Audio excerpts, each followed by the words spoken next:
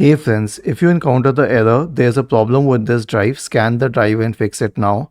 Then please watch this video. I will guide you through the resolutions. So I already found the resolution on the Microsoft Answers forum and hundreds of users have said yes to it. It means that it should work.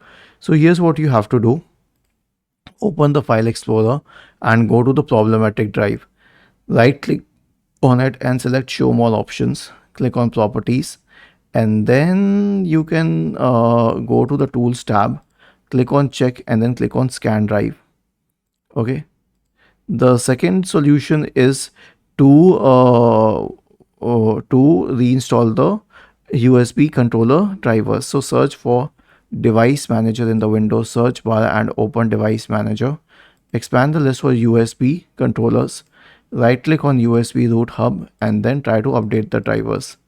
Was this helpful? If yes, then please subscribe to the channel. If not, then let us know in the comment section of the video on how we could help you further. Thank you for watching this video and have a nice day.